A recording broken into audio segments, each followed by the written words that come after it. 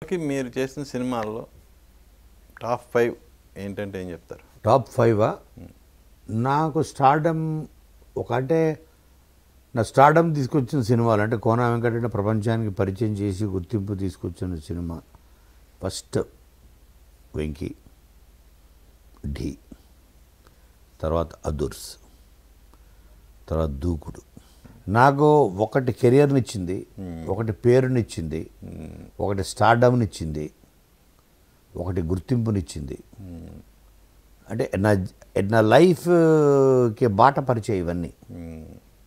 ఒక వెంకీ, ఒక ఫస్ట్ చెప్పుకోవాల్సిన సత్య గుర్తింపునిచ్చింది.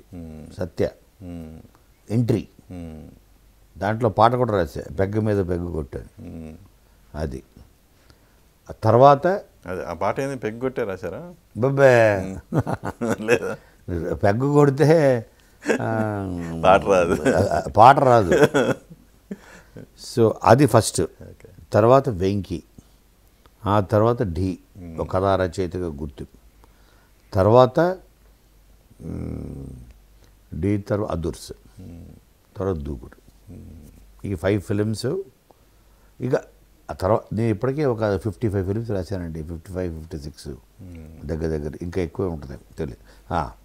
మొన్న నేను కౌంట్ చేసుకుంటే అంతా వచ్చింది 55, 56 ఇంక్లూడింగ్ డబ్బింగ్ సినిమాలు కలుపుకొని చెప్తున్నా.